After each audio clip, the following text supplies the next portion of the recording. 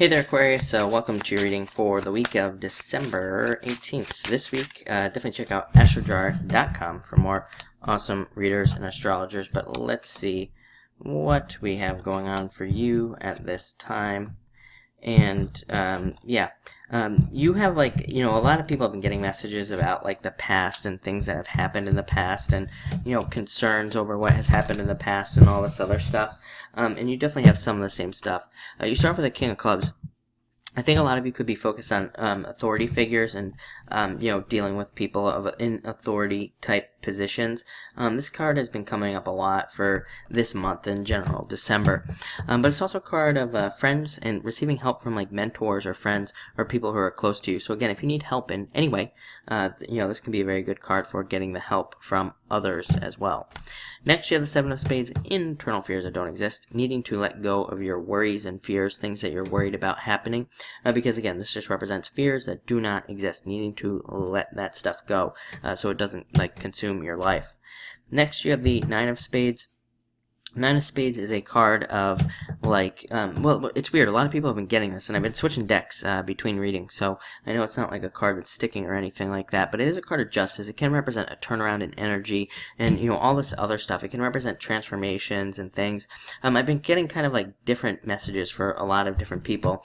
I think that for you, this is representing like a blessing in disguise, because you have the Five of Spades. I always say that whenever you get the combination of the Nine of Spades and the Five of Spades, it's kind of like a card that says that maybe something disappointed you in the past, or maybe you didn't get something that you wanted. I think that right now, at this time, maybe this week, you are going to see how some sort of disappointment was actually for a very good reason, and it taught you something, or it led to something much better. And I think you could be thinking a lot about that at this time for whatever reason.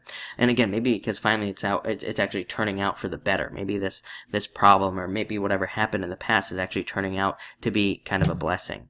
Next, you have the Queen of Diamonds, needing to pick a path. This card is called the Crossroads. Simply represents needing to pick a path, basically needing to pick a lane. It could say that you're jumping between two different ideas, or two different people, or two different ideas. This card, as I always say, says pick what is new, pick what is different, pick what is scary. Usually the things that are scary are the things that we need to do. The things are fears. Our fears hold our gold, as I always like to say. Our fears hold our rewards. We have to face our fears, and we have to overcome our difficulties. That's what this card asks you to do. It says, slay your fears, become your own hero, and make things happen at this time. I would say baby steps as well. Mostly because you have the Eight of Diamonds, which is a very good card of financial success on the horizon. It can even represent more money coming in right now. But it is a card of like focusing on the tiny little details and kind of like taking your time to get somewhere. I've been saying it all year. Everything is very big right now. All the astrology as well. It's kind of very in your face. And I think right now, for us to be successful, we just have to, again, take tiny little deliberate steps towards whatever it is that we want. I don't think we have to go in and face it all at once. I think we can just kind of break it down into something easier, and we can like desensitize ourselves to our fears, and that could be, could lead to a great amount of success. This is a very good card for money, more money coming in, earning more money, profits. It's a card of raises. This is considered to be the card of the entrepreneur as well. So if you're an entrepreneur, it's a very good card, and it can represent unexpected surprise money coming in as well. So I definitely like to see that. Finally, you have the Five of Spades, needing to push yourself, needing to take some sort of risk. I think if you're not getting what you want at this time, it's definitely time to push yourself, especially at the end of this retrograde, which we're pretty close now.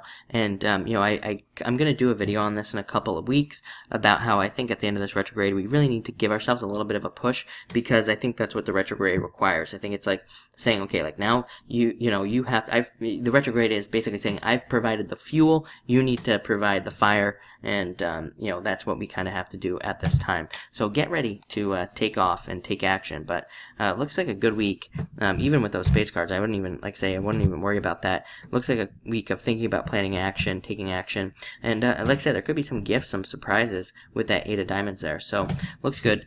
Thank you for watching, and enjoy your week.